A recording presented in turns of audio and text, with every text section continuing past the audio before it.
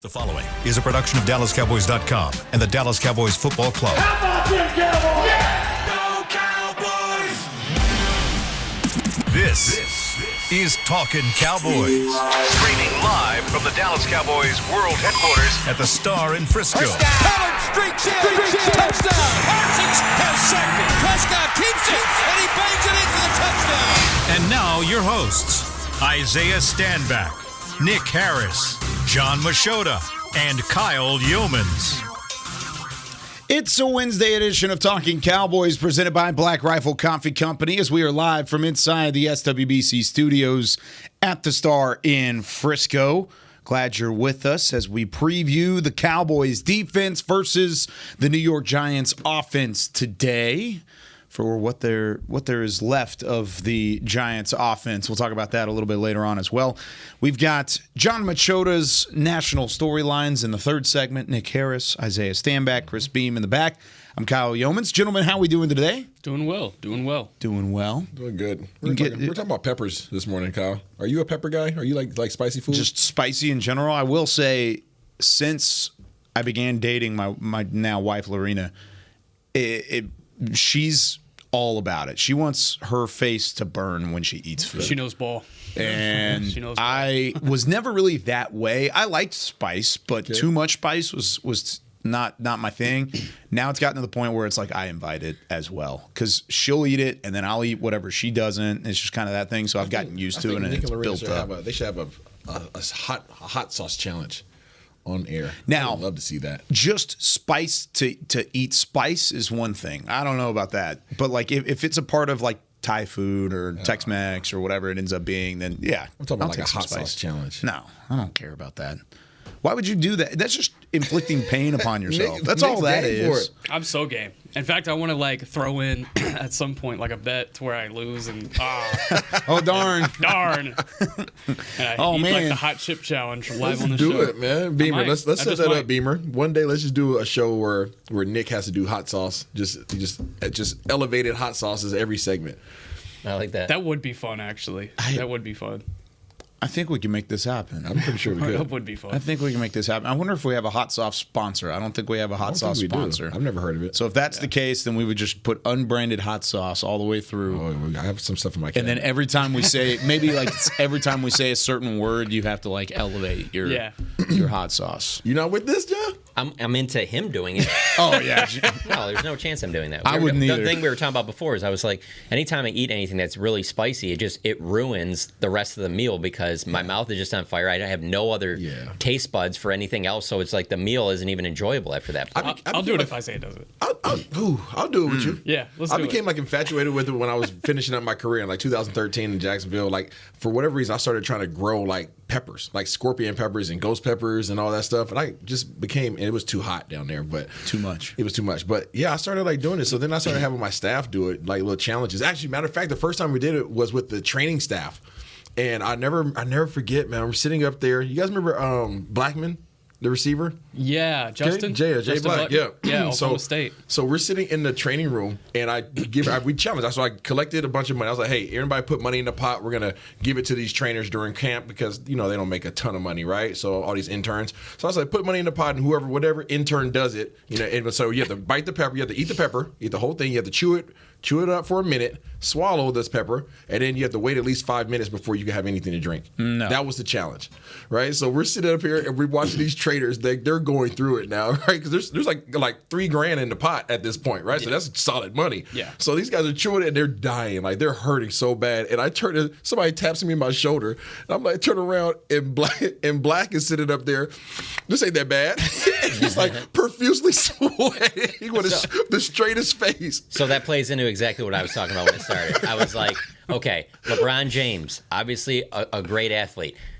You're born with a lot of that. Yeah. And I believe it's the same thing with how you handle different spices and things like that. Either you have it or you don't. It's like people that can run fast or jump high. It's not just like, no. You just got to start out slow and then you build it up. You can build your palate up. You think that's what Justin Blackman was doing? No, he was. You think he just worked it out? I was spending time on that? Listen, Jay, when I say this dude had the straightest face in the world, it's like, that's not that bad. And he's looking at me, but I'm looking at he has no idea that he's like just dripping sweat. Right. Oh, it was hilarious. I mean, it's kind of like being an athlete. Like some are born with it. Sure, they You have think people that just go natural outside born ability. and just work out all the time, and so they get a 40-inch vertical? At some point, Like, there's come a- on. there's a No, part they of walk that. around with You those think- old, you those do old calf that. shoes. You remember? think Justin?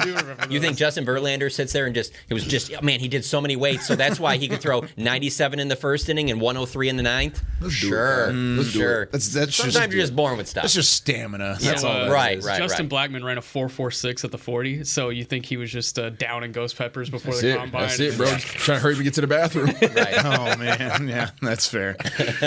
All right, let's get to news and notes. Nick Harris. Sorry, I keep looking at a lot of Nicks, man. Nick's name. It's a lot of Nicks. Well, it's dumb. What a Every time I jerk. look at Then it, we added that's- Nicole, and now I call her No. Nick too. And then there's Nikki Harrison. So there's Nick Eatman, Nick Harris, Nicole, Yep. and then Nikki Harrison up top. That's, I mean, a lot of it's Nicks. bound to happen. Yeah. Nick Harris, the better Nick, is on our show. Wow. And with that being said, we've got some news and notes to get to. Cowboys made a signing yesterday. Yeah, we don't have a lot of news and notes. So, Tuesdays are typically the most dead days around here. But the big one that is being talked about quite a bit. So the Dallas Cowboys, they hosted Martavis Bryant for a private workout yesterday. We talked about it in news and notes yesterday. They ended up signing Bryant to a practice squad deal. He will fill the only remaining spot on the practice squad. They agreed to terms yesterday. He will officially sign today.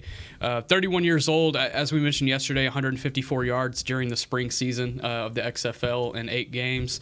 Not a ton of production. I am very curious to see, what is behind this signing. I'm very curious to see what's behind this signing. I'll just leave it at that. I mean, the workout happened yesterday when we were on site at Black Rifle Coffee. So none of us really had an opportunity to see exactly what the workout was. And even if we did, we probably couldn't talk about it. But it had to be something for them to sign him to a practice squad deal because they only had the one spot available and they used it on a wide receiver. Is he going to be elevated and active on game day? Maybe. I mean, especially down the line, maybe in a couple weeks. I doubt it's this week, but still something to keep an eye on. John, when you look at a move like this, is this just kicking the tires, bringing a guy in, nothing more than that for the most part? Yeah, because it's 2023. If it was 2018, I'd say, oh, yeah, no, this makes sense. This is going to be a piece they add in, and he's going to contribute right away. But, I mean, it's been a long time since he's played NFL football and was very productive. So I'll be very surprised if this move makes an impact on this team this season. I think that Jalen Tolbert's heading in a good direction. I think Brandon Cooks needs more opportunities. It just doesn't look like a move where all of a sudden it's like, okay, they're going to put him in the lineup like we said yesterday with T.Y. Hilton a year ago, and then all of a sudden that this is just going to immediately pay some dividends. I would be very surprised. I think this is kicking the tires. If you get something out of it, great. If not, you really didn't invest much in it. Yeah. You mentioned Jalen Tolbert. I don't think we've talked about him a whole lot this week, but again, he had his first career touchdown grab on Sunday against Philadelphia. Isaiah, based off of what you've seen from Jalen Tolbert, do you feel like he becomes more of an involved receiver because he's continued to have good snaps on special teams? He's continued to build a role on offense. If he can continue in that right direction, do you feel like he'll get more snaps and more looks? I believe so. I believe he's earning the trust of this entire coaching staff, and that's why he's getting more opportunities on special teams. He's having impact there. Now he's giving more opportunities offensively. He's starting to have impact there. This is he's arriving. He's arriving. He's starting to build his confidence in all aspects of when he's out in the field, and the coaches are starting to trust him with those opportunities. So, I mean, I think you're going to continue to see more of him, and I think you'll start seeing more diverse looks with him in terms of the things that he's doing in the game. Sometimes when you're trying to get a young guy's feet wet, he's usually in on run plays, which is what his role was at first.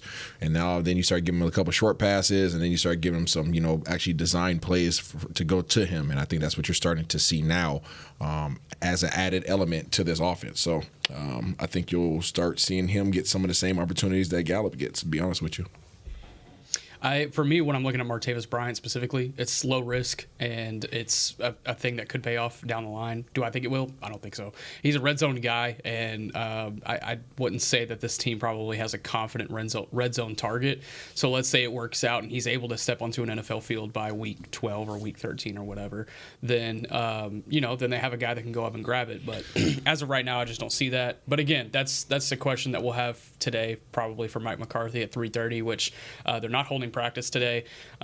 Just press conference in an open locker room today, so kind of a weird schedule this week. But 3:30 Mike McCarthy press conference. That'll certainly be the hot topic. Is what's behind Martavis Bryant? What did they see during the workout that led them to believe that there's some confidence there?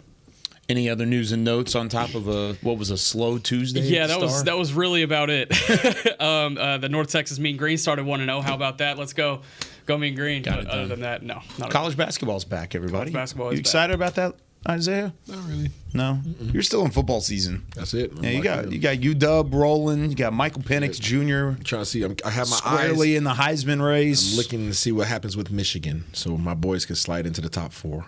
They're not going to get suspended. No, they're not going to get thrown out. That's not happening. Sorry, but either way, we're still going to be in the top 4 as long as we win out. I put it on Twitter last night. I hope everyone goes 12-1, just so we can see chaos, and Florida State goes 13-0, and the winner of Ohio State Michigan goes 13-0, and everyone else goes 12-1. I just want to see chaos. No, we do not need to lose. UW does not need a loss. 12-1. Okay, hold up. I'll figure this out right now. Okay, is Georgia? They lose to Alabama. They lose to Alabama. I think Georgia and Alabama are the other two teams.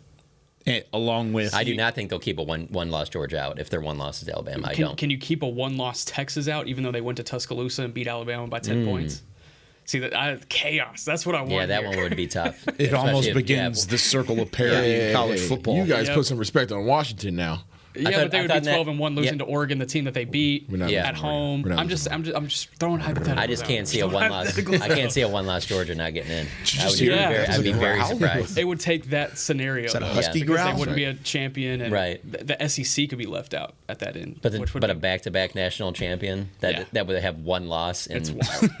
It's wild. I don't think they keep them out either. I can't see that. Wars would be started. There are plenty of scenarios there with college football. And we could talk about that all day. We love college football. I'm wearing my draft show shirt today. Go Dogs. Go Dogs for Isaiah. Go Mean Green. Did he say Ducks? Whoa. Sounds like he said Ducks. That's what I heard. I go duck hunting. I heard a Go Ducks in there. Let's take our first break. When we come back, though, we will preview the Cowboys' defense versus the Giants' offense and what they bring to the table. No Danny Dimes this time around. It's a different looking Giants front. What do they bring to the table? What do they have for this Dallas defense? And how can Dallas continue to build in the right direction? We'll talk about that when we come back right after this. Todd thought it would be secure to jog in the cheetah savanna. Todd believed the big cat repellent he bought online was reliable. And now, Todd is trying to be faster than this cheetah that can run 80 miles per hour. But the good news is, Todd has AT&T 5G that is fast, reliable, and secure. And he learned the best thing to do is stop running and toss her the backpack with the beef stew. AT&T 5G. Fast, reliable, secure. It's not complicated. 5G requires compatible plan and device. 5G may not be available in your area. See att.com/5G for you for details. Black Rifle Coffee Company serves premium coffee to people who love America. When you drink Black Rifle Coffee, you are directly supporting veterans, law enforcement, and first responders in your community. Black Rifle's expert roasters love coffee almost as much as Texas loves football, so it makes sense that America's Coffee partnered with America's team.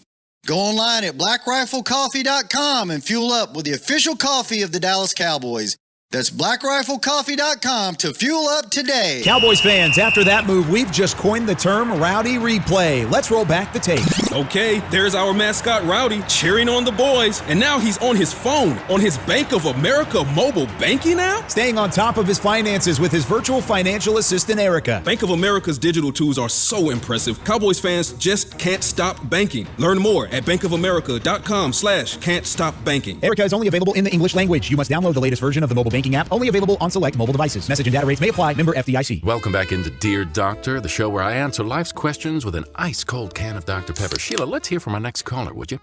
Dear Doctor, my friend supported me during a tough time. But what's the right gift that says, thanks for being a shoulder to cry on? Okay, this one's easy. I say give her a delicious Dr. Pepper. Nothing says, thanks, girl, better than a one-of-a-kind soda. Yes, any Dr. Pepper flavor will do. Now, just a reminder that I don't need to be a real doctor to know that Dr. Pepper is the one you deserve. Back to Talkin Cowboys. Back here on Talking Cowboys, this portion of the show is brought to you by Quaker Oats, a super trusted superfood. Quaker Oats, the official oatmeal sponsor of the Dallas Cowboys. It's week 10 of the NFL season, and we officially turn the page today to take a look at the New York Giants and what they bring to the table. And just to be honest, offensively, it doesn't look like much. It is the NFL. These guys do get paid on the opposite side of the line of scrimmage. We've already seen one team, at least this year, week 3, Arizona, team that we looked at and said they don't bring much either. And that ended up in a loss. So you can't take anybody lightly, but let's just say it this way. There's no Danny Dimes. There's no Evan Neal at the right tackle spot. Those are two of probably their better players on the offensive side. And instead, starting a quarterback for one New York Giants organization, Jon Machota, Tommy DeVito. That's who's starting for the Giants. From Danny Dimes to Danny DeVito. I don't bet on sports, but I'm always aware of the lines. I always check them just for games, just to see what Vegas is thinking. And I'm sitting there writing my game story in Philadelphia, and I'm like, oh, I'll just check and see what it is. 16. I'm like, oh, jeez. Was it really? Yeah, that's what. That's a huge line that for is, an NFL that's game. Massive for an NFL game. That's in division game. I'm not that. I wouldn't be that concerned about the Giants with Daniel Jones. So I guess you can, maybe, get caught sleeping and maybe they get off to a hot start. I don't see any way that Cowboys have problems with the Giants. Isn't it crazy how things change so quickly over an NFL season? I mean, going into week 1, we were talking about this Giants team as an up-and-coming program, up-and-coming organization. They went to the playoffs, won a game last year, got to the divisional round just like Dallas did, and then 40-0 in week 1, and then it was significantly downhill from that point forward. I mean, it's a credit to the NFL and how things change, but man, this is a steep drop-off, Isaiah, from what we were talking about whenever this first matchup was on the schedule. Yeah, it sucks. I mean, they've had some injuries. They also are not confident in what their starter was in Danny Dimes. Obviously, he's injured now, so prayers up for him for his recovery. But it's hard to win in this league without a quarterback. It's just the facts, and that's where they're at. That's not their only issue that they have on this roster, but they have a quarterback who I don't think anybody's really confident in. They have a running back who doesn't necessarily really want to be there and probably won't be there unless they tag him again. Mm-hmm. So you got your two main guys. You traded away your arguably your best defensive lineman. You have arguably one of the best offensive minds in football as your head coach, but he doesn't have anything to work with. He doesn't have an O-line to work with. So, I mean, they're in shambles. I mean, you could try all you want to, but there's certain things that you have to have in place to be successful. And when the reality is you have players that are super competitive, some of the most competitive people on earth, but if you don't feel like you have a chance to win, it's hard to give 100. Yeah, I would say the biggest thing about games like this, you see it a lot in college football, where it's an uneven matchup. Your biggest hope, if you're the Cowboys, is that you take care of business in the first half, and the second half you can give a ton of guys rest. That it's not even a close game late, and that you can get guys out of the game, get guys some extra rest. Because, I look at that roster right now and looking at how they got destroyed by the Raiders, and really, honestly, it goes back for me personally. Everything that you said about the way they ended last season, winning that playoff game in Minnesota, I was like, damn, like they're building off something. They're going to be one to watch when the season starts. And it was like very early on. I don't know if it's just because it's New York or whatever, but just the cameras catching Brian Dable on the sideline, just like losing it, where you're just kind of like, and then him with Daniel Jones and stuff. And I was like, man, this is coming unraveled like this fast. Like we're not even a quarter of the way into the season, and it just seems like it just keeps building on that and building on that.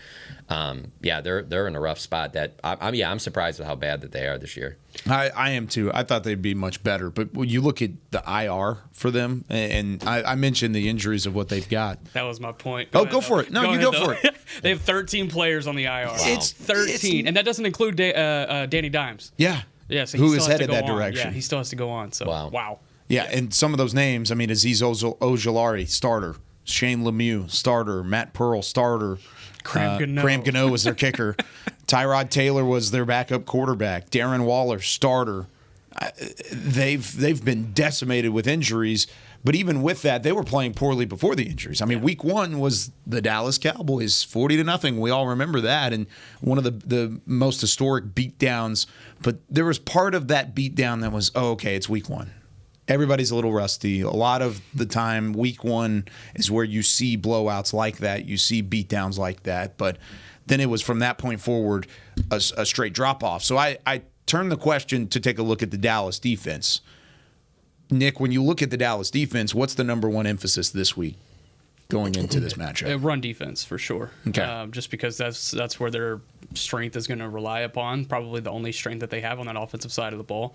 They're going to feed Saquon. They're going to feed him a lot. I think a couple of weeks ago, whenever they didn't have Daniel Jones in a game, he carried the ball like 34 times. So, I mean, that's what I would expect. And it's a really good opportunity for this defensive front to really get comfortable in the run game. And, they've shown this season that they can be comfortable in the run game. They're the only team in the NFL that has not allowed a 100-yard rusher or a 100-yard receiver. So, good opportunity to keep that going. I'm looking forward to seeing Mozzie Smith, Sam Williams, maybe getting some extra work, things like that. Some guys that you'd like to see a little bit more from that maybe you're not going to see that against the Eagles in a tight game like that. That's when I look at the Cowboys defense, I'm looking, those are probably at the top of the list, and the next thing is getting through the game healthy. Yeah.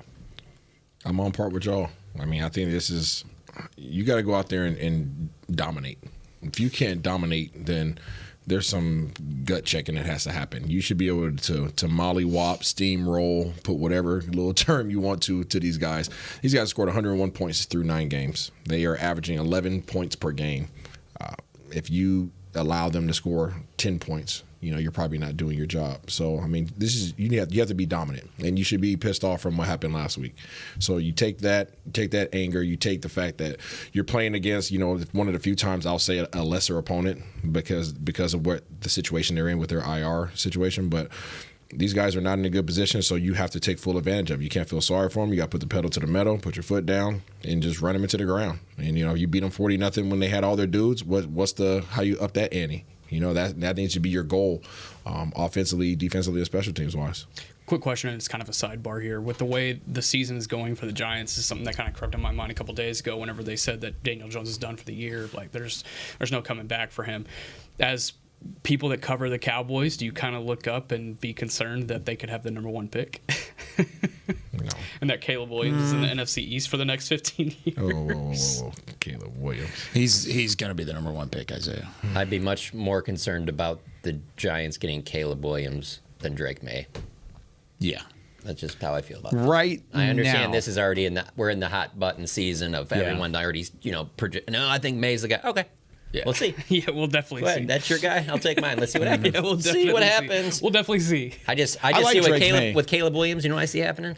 A little bit of what's going down in Houston. A little CJ Stroud. Yeah. Let's just see. Yeah. Let's see what Drake May does. Let's see. Arizona currently holds the number 1 pick. Then it's Chicago via Carolina. So both of those are the 1-win teams, Arizona and Carolina. But Carolina gave their pick to Chicago. What trade was that? Do you know?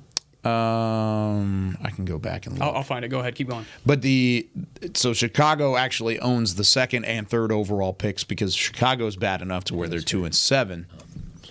And they'll be there at the 3rd overall pick, and then it's the Giants. Chicago had the number 1 pick last year, and they moved up and traded for this year. That's what right. it was. So, that's right. So that was Carolina going to get Bryce Young. Right. Bryce Young. That's what that was. Gosh, what a fumble. Yeah, what an interesting deal that is. I think Bryce Young's going to be just fine. That Carolina team's bad, and we'll talk about them in a couple weeks as well. I mean, that's what this part of the schedule is for the Cowboys. It's this part. And then you got the back half, and then you've got the final 6 weeks, and it's a much different conversation.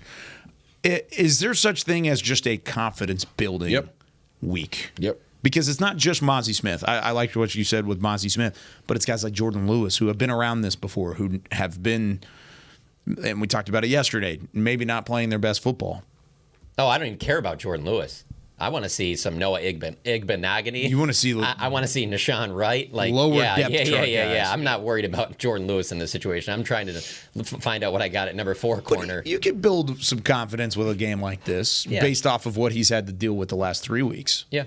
There's Jalen Hyatt too. Don't overlook Jalen Hyatt. Now I know I'm he's not throwing playing in the quarterback. the game. I'm just analyzing it, and I'm going to tell you right now, I'm looking past the Giants. Sorry, but I am. That's what I'm doing. This is the biggest spread all season in the NFL. I did some quick search there. 16.5 is the biggest spread. It's also an opportunity for guys like Deuce Vaughn who haven't really found their stride. Yeah. I'll be very curious to see who they put on the inactive list on Sunday and if it differs from the rest of the season.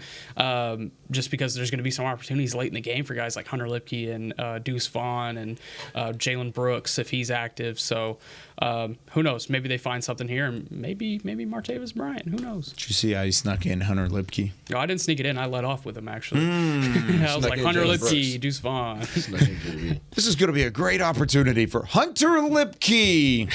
All right, let's take our second break. Oh no, you ask a question first. I was going to say who would you rest? Who would you? Now. Yeah, that's interesting. I think you look Against at the one Giants? of the pass rushers. Yeah. Micah Parsons, Marcus Lawrence. I think you look Lamb, at. I think you could look at some depth pass rushers. They're not going to do this. This is just me.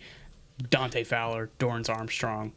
Get more run for Sam Williams. I think Sam Williams has earned the more run. He's been disruptive when in limited snaps. Absolutely. Yeah. But they're not going to do that, I don't think, and that's just. Take care of business early. Yeah. And then we'll talk. Take care of business early, and then they'll have an opportunity to do that. Really quick, you talked about this being a confidence builder game. This is a confidence builder month because you got the Giants, you're going to Carolina, and then you're home on Thanksgiving for the Commanders. Should be 3-0 going into that Thursday night game against Seattle where you welcome them in here. Build the confidence throughout 3 weeks and then go beat Seattle, and then the Eagles come home and you're 9-3. And while you're going through that stretch, the Eagles are going through their toughest stretch. So, you got to capitalize on Really good opportunity here in the month of November. But let's do it. November. No loss November. That's what we're going to do. Hashtag no loss November. Got to make it happen, right? All right. Go to break. Yeah, we're going to break. When we come back, we're going to hit some national storylines, and Jon Machota will take a look around the NFL with more Talking Cowboys right after this.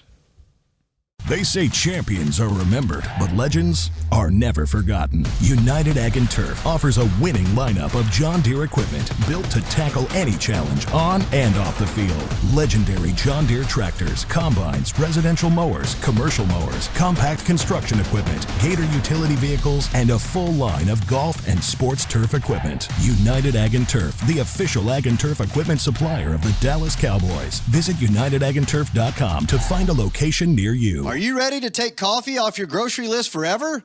Black Rifle Coffee Club is here to help.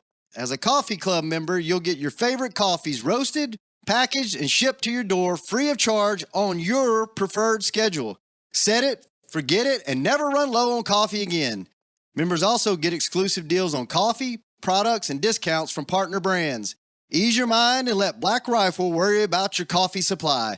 Go to blackriflecoffee.com to join the coffee club today. It's the official men's skincare brand of the Dallas Cowboys, Jack Black. And right now, Cowboys fans can get 15% off their $75 order. Plus, because every deal needs a playmaker, your order will include a free 5-piece skincare set and free shipping. The Jack Black Playmaker is 4 of Jack's favorites and a full-sized intense therapy lip balm. Make a play for the Playmaker at getjackblack.com/Cowboys with the code CowboysVIP. That's getjackblack.com/Cowboys with the code CowboysVIP. Todd thought it would be secure to jog in the cheetah savanna. Todd believed the big cat repellent he bought online was reliable. And now, Todd is trying to be faster than this cheetah that can run 80 miles per hour. But the good news is, Todd has AT&T 5G that is fast, reliable, and secure. And he learned the best thing to do is stop running and toss her the backpack with the beef stew. AT&T 5G.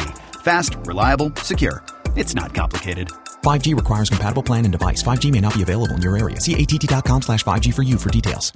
Back to Talkin' Cowboys.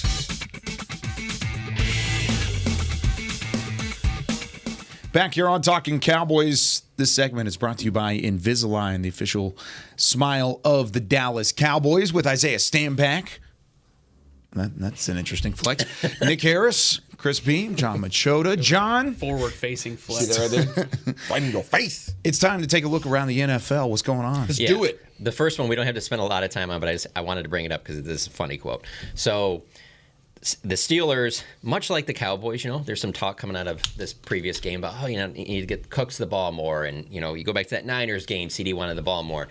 And so the Steelers, they win on Thursday night. Deontay Johnson has the game-winning touchdown. George Pickens is not happy. I guess he's not celebrating with his guys, goes to the sideline. He's upset that he hasn't been getting touches, which then goes into him, I guess, unfollowing the Steelers, some other things on social media, which obviously Mike Tomlin's asked about. And Mike Tomlin is just, it cracks me up that Mike Tomlin would have to answer questions. Yeah. So, but the part that I wanted to bring up is that when Mike Tomlin was asked about it, he said he compared it to that this isn't that big of a deal for him, that this is like breathing. It's easy. I know it's a cute story for you guys, but it is a pebble in my shoe, to be quite honest with you, in terms of things that I have to do an effort to get this group ready to play. It's a pebble in his shoe. See, to me, a pebble in my shoe is really annoying. That's irritating. Like, that's something that it's going to bother you. It doesn't matter. You can be completely healthy. Everything's going great, but it just is there and it's nagging. Isn't a pebble in your shoe a bigger thing than just trying to blow it off? Like, oh, this isn't a big deal. We'll take care of it. So he's trying to say that it's not a big nothing. deal. Yeah. And then it's not irritating. Yeah, that he's got bigger things to worry about than getting George Pickens involved. A pebble in it. Yeah. So he's saying George Pickens is the pebble in his shoe? Yeah, apparently. Or this storyline, I guess, because they've been asked about it, because this isn't like just one game. Okay. It's been, I mean, he is a top, I don't know, George Pickens probably, top 15 receiver in the league? When he's been great. When he's fed, for sure. And his average per game is probably closer to, receiving yards, he's around 25th. Mm-hmm. So he obviously wants more touches. He wants, to be a bigger part of this. But Mike Tomlin, I think, was trying to make it clear that I got bigger things to worry about than that right now. Well, to Tomlin's credit, if you had to look at it in a relative term, a pebble in your shoe by itself might be irritating. You might be just walking down the hallway in your cushy job, and that's when you have the pebble in your shoe. And instead of maybe stepping on a porcupine, stepping on a porcupine and stabbing your shoe or stabbing your foot would not be very fun, right? Have you stepped on a porcupine? Never. Maybe a George Foreman grill. George Foreman grill. There's a couple things there that could hurt your foot a little bit more so. So maybe the pebble is insignificant. Yeah. Even though it might be irritating, it's insignificant compared to what could be happening to your foot. The reason I brought it up too is that I'm just trying to help. You're right. I'm just laughing. Tomlin. One of Mike Tomlin's other quotes about it just sounded very much like the way the Cowboys coaches and players talked after CD, was frustrated and saying things like, he expresses frustration to me all the time. He wants to be significant. He wants to be a reason why we're successful. Y'all don't begrudge that. I want our guys to want the football. So there were some similarities there that when I heard it, I was just like, that would have been funny if Mike McCarthy said I would have been a pebble in his shoe. But anyway, so the other one that I think this is the biggest NFL storyline from this week, and that's Josh Dobbs. Like, not even getting to practice, take first team reps, gets traded to the Vikings. He's there for 5 days. He's going in as the backup starter. Boom, gets concussion. He's out. Josh Dobbs comes in, throws 2 touchdowns, runs for another. There's a great video of the team owner introducing himself to Josh after the game's over in the locker room. Bring that one up just because obviously he had a ton of success against the Cowboys when people like myself did not think that he would. So thoughts on Josh Dobbs stepping in, especially Isaiah, you being a guy that's been in those NFL locker rooms, in those practice situations, how difficult that must have been for a quarterback not to have any reps with your first team. Like he even said, knowing all the guys' names, and boom, you're thrown into it. Go win us a game. Yeah, you guys know I've been a Josh Dobbs fan. He is a good player to me. He can run. He's athletic. He has a cannon. He's smart as all get out. He's been in a lot of systems. Even though he's hopped around, he's been able to adapt and learn these systems relatively quickly. And it was really cool to hear how the coach was like calling the plays out. He would disperse the play out to the team, and then on the way right before the 15-second cutoff, the coach would be telling him like what it is, like, hey, this is where the routes are, this is what they are. And to be successful at this level of competition with that lack of information, it's crazy. It's crazy. But I'm super excited for him in the situation that he's in, because I think I think he might be their next guy. Obviously, they'll search for somebody in the draft, but I think he has an opportunity to make a case for himself the second half of the season. So I think it would be kind of annoying to have that going on in a game, the constant talk and everything like that. So I just have to bring this up because it's pretty well known, like he's like an aerospace engineer and all that. How much do you think that helps, obviously? Oh, being smart? Yeah. Yeah, it helps a little bit, for sure. I think it's dope. I mean, you see the highlight, not the highlights, but the film of him on the sideline, and all the offensive linemen are around him. He's taking snaps from the center for the first time because he didn't get any snaps from the center at practice. Mm-hmm. He's taking snaps from the center, and they're trying to hear his cadence because he had never given a cadence to any of those guys. And I thought that was just amazing how he was just able to blow and go with all the stuff that's going on, all the communication that's going on in the game, the defensive line making calls, the linebackers yelling at you, the shifts that are going on, and these guys are literally they're able to block it out. It's almost like my wife. When my wife's talking to me, she's like, "Did you hear what I said?" I'm like, "Careful here. Did you say my name?" Like, if you didn't say my name, like, it's literally just noise to me. You know what I'm saying? I think because of NFL, because of the football, you get so used to just blocking out the noise. You got 70,000, 100,000 people yelling, and you have to be able to block all that out and literally just focus in on what is being said to you directly, either in your ear or what you're hearing from somebody in the huddle. Yeah. And I think that's like a superpower to me. And for the offensive linemen to be able to do that and be able to still communicate non-verbally and execute their assignments, and dude, that was amazing by all parties, everybody involved. They played at noon. The Cowboys played at 3:25. So as we're getting ready for our pregame show that starts at 2, we're usually watching Red Zone, and we're kind of getting everything set in the studio, and we're kind of just very informally watching the games. I mean, that's just kind of how it is. It's off to the side, peripheral vision. And Isaiah, in the middle of our preparation, goes, "Whoa, whoa, whoa, whoa, whoa!" And everybody stops down. He's like, "Josh Dobbs is about to go in the game here. Dobbs is about to go in," and you're watching it, the cadence on the sideline and the snaps with the center and things like that. And I looked at Isaiah, and Isaiah's like, "He's about to ball." And I was like, "Well, what makes you think that? He's a backup quarterback. He's been there for 48 hours. Doesn't have Justin Jefferson." Yeah, no, the best receiver in football is out. I mean, there are certain things there that should not work out. I was like, "Why do you think he's going to ball?" He's like, "Just because he's smart. He's going to get it done. He's going to figure out a way to get it done." So credit to Isaiah. He was on top of it before the 3 touchdowns in the win for Minnesota. I really liked the post-game reaction, too. That's one way to win over a locker room. Oh, absolutely. You see everybody come to the sideline? Put them on their shoulders, literally in the locker room. That was not tall enough for that. But really cool moment for Minnesota. Glad it didn't happen against Dallas. Thanks. But, I mean, it was it did. It kind of did, didn't it? But it's a second win. We're not going to talk about that. We're not going to talk about that one. I mean, Minnesota still has a really good chance of making Yes, they playoffs. do. Like They've been playing they're well. 5-4 right there, and they're going to get Justin Jefferson back. And yeah, that's a team to watch. But talking about Josh Dobbs specifically, you're talking about him being like an aerospace engineer and just smart as all get out. There's a YouTube video back from his days at University of Tennessee where he rattles off like 100 numbers of pi. Like it was like a pi day like social media thing that the University of Tennessee football account wanted to do. 3.1449. He just does it for like 10 minutes, and then he's like, "Are y'all done? Like y'all want me to keep going?" Like it was like one of those things. They're like, "No, I think we got it. Like you figured it out." No, he's super smart. Wild. I actually got an opportunity to meet him when I was working with a woman named Ashton Washington at a previous job, who's now a scout with the Chicago Bears, one of the only female scouts in the NFL. But her cousin is Joshua Dobbs, and she had a brother that ended up going to Penn State. He now plays for the Jaguars, but they were all at a game one day, and Josh is just one of the coolest dudes you'll ever meet, down to earth, and super smart. I'm rooting for him all the way. He's a gamer. He's 1,000% like the definition of just a gamer, and that was the first thing I said whenever I saw that he had led that comeback win, and they were doing the cadence there on the sideline. I was like, yeah, he's a gamer. Some guys in situations like that are like, "Oh crap." You know what I'm saying? Other guys are like, "Hell yeah, let's go." Yeah, you know, I think he's one of those let's go type of guys. You know, he was like, "Oh, this is awesome." Yeah, I got this. The cards are stacked against me. Let's do it. Yeah, I see what you did there. Cards. You see that? Bang. Last one I had was just about an old familiar face for the Dallas Cowboys, Carson Wentz, signing with the Rams. As people might remember, Matthew Stafford suffered thumb injury against the Cowboys a couple weeks ago. They're bringing in Carson Wentz as insurance. He started 7 games last year for the Commanders. They went 2-5 in those starts. I bring this up because there was a time back in 2016 where I felt like if the Cowboys had a higher pick, that Carson Wentz could have been the quarterback here. And it's just interesting to see how things have gone since then, because obviously it was a lot of talk in that draft going in. It was, would it be Wentz, would it be Goff? And to see how both of them, aren't even with the teams they're with. Wentz has been with several teams now. This will be, I believe, his fourth.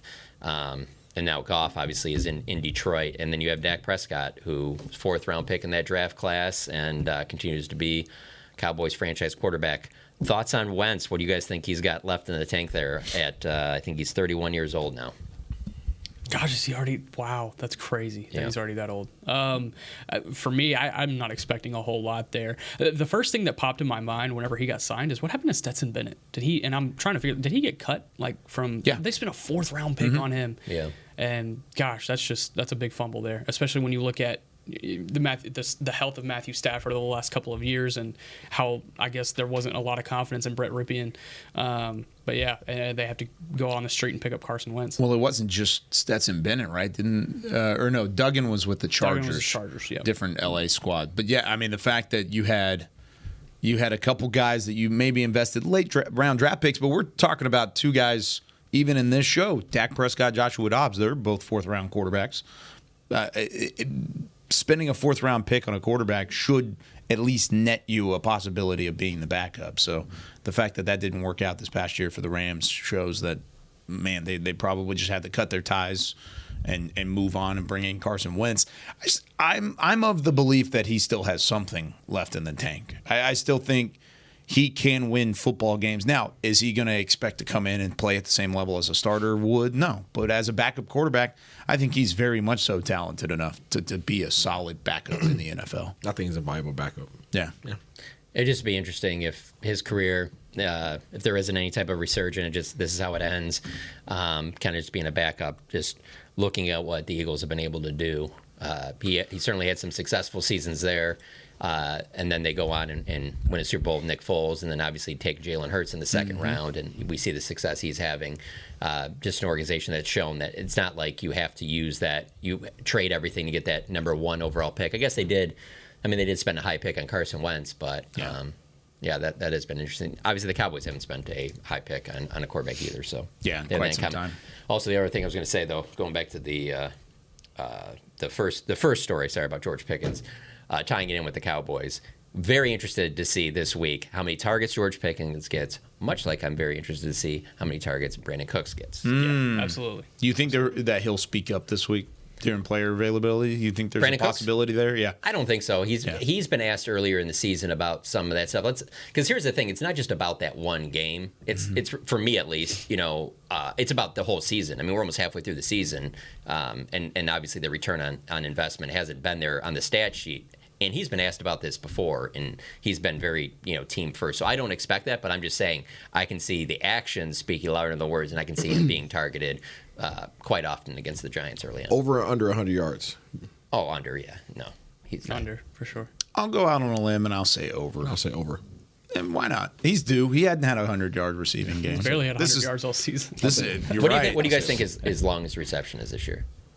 At this moment? Yeah. It's like, what, 20? I was going to say That's 19 a little bit yards. higher than that. Yeah. Oh, okay. What is it? 25, yeah. 25 yards? Yeah. It's interesting. I'm just saying, you go back to training camp, we would never have guessed that. No, we he would have was thought, at torching. least through this, even if the numbers were similar to what they are right now, we would have thought, at least I would have, that there would have been at least like one 40, 50-yard. You know why? No. Because those plays were off of what? Play action. Yeah. Did Isaiah just solve the Cowboys' offense? Solved it, fixed. We're done here. All right, let's figure it out. Good job, everybody. One more national storyline I wanted to add at the back end, and what made me think of it was John said familiar faces with Carson Wentz. This is a little bit more familiar for the Cowboys. C.J. Stroud, of course, this past week goes off. 30 of 42 passing, 470 yards, 5 touchdowns. Balling. Talk about 2 guys that he threw the football quite often to. You talking about the Cowboys rejects? Noah Brown, 6 targets, 6 receptions, 153 yards, and a 75-yard touchdown. That's a lot. What number receiver was he here? Like 4. Okay, go ahead. Continue. Dalton Schultz, 11 targets, 10 receptions, 130 yards, and a touchdown. Both those guys kind of balled out. Same game. You see that graphic about the top 4 NFL receivers this past week? It was 1 CD, 2 Noah Brown, 3 Amari Cooper, and 4 Dalton Schultz. Yeah. I did not see that. Yeah. That's pretty funny. It's pretty wild. It's interesting. I just wanted to throw that out there. Both of those guys were significant. Were they all on the same team at Yes. one point in time? They were on the same team at one point in time. Which team I really was don't it? have any regrets about any of those. To be honest. I I mean, don't Amari, either. Amari to a certain extent, but like I was about I'm with to, you. I was about yeah, to Amari, say. yeah, but like Dalton with Schultz and Noah. Like I like Noah Brown, but honestly, like I don't know that that's that much of an improvement over Michael Gallup if that's your number 4, or Jalen Tolbert, whoever that the 3-4 is ends up being out of that. And then the Dalton Schultz thing, is Dalton Schultz a better player right now? Yeah, but at the same time, like if you didn't want to pay him, and judging by where Jake Ferguson is going, like you got to kind of go to the next one. I mean, I saw the Lions do that they moved on from Hawkinson, put in Sam Laporta. Like, yeah, you got to do that sometimes because if you don't want to pay that guy, like. We knew when Dalton Like, how Schultz... different do you think the record is if they have Noah Brown and Dalton Schultz on this team? I think it's the exact same record that they have right now. Okay, I mean, there's a whole lot that goes into the record, but in terms of impact, you don't think that Noah Brown would have had more impact on this team than Michael Gallup has this year? I think and it'd be cheaper. And it'd be cheaper. Yeah, well, of course it'd be. But if we're going to cheaper, then we're going to Amari Cooper being here and Michael Gallup. Take price out of it. Who would have had more impact on the team this year, Noah Brown or Michael Gallup? Yeah, probably Noah Brown. Thank you very much. I just don't think it's such a significant thing that now it's like, It's not. we're looking at maybe a one-loss team right now. Believe me. And I just don't. And I definitely don't think that about Schultz either. No, I'm sorry. I don't see. I'm okay with keeping Ferguson over Schultz. I don't see Michael Gallup having 130 yards and a 75-yard touchdown grab in one game. I just don't see that happening. Noah Brown has already done that in the NFL this season against an NFL team and in an NFL game. Same thing with Dalton Schultz. We knew when Dalton Schultz left and that decision was made, he's a good player. Yeah. He was going to have success elsewhere. That wasn't a surprise. Like you said, you're moving on to the youth of the No, tight if end Dalton position. Schultz wanted to take some like a very team-friendly deal, that's one he thing. would still be here. Correct. I'm fine with Schultz leaving. Noah Brown, I would have loved to retain Noah Brown. You were adamant about that when it happened. I knew that was going to be a hit. Do you like Noah Brown more than Cedric Wilson? I do. Okay. I do. I think I like Cedric. Sed a lot. I like Sed a lot too, and he's doing very well down there in Miami. But I think what Noah Brown does special teams wise as well. That's what what I'm talking about. That value right there is hard to replace, man. That's true. And we've seen obviously the downside of that with some guys being out on special teams this year. So I like what he does. I think he's a good receiver as well. I just think that him and Dak weren't necessarily always synced up, right? So, but obviously he's able to sync up with other guys. Noah Brown keeps putting up 130 in games. He's not going to be on special teams for very much. I don't think he's playing much down there anyways. All right, that does it for us here on Talking Cowboys. Be sure to tune in tomorrow, 9 a.m. Central. We'll have QB Vision. We'll have news and notes and plenty more to talk about as we get a chance to talk to the team today. For Chris Beam, Isaiah Stanback, Jon Machota, Nick Harris, I'm Kyle Yeoman saying so long. Are you okay, Isaiah? I'm okay. I was just thinking about how my wife tried to take my Black Rifle shirt yesterday. Oh, no. We'll see you tomorrow with more Talking Cowboys. This has been a production of DallasCowboys.com and the Dallas Cowboys Football Club. How about this, Cowboys?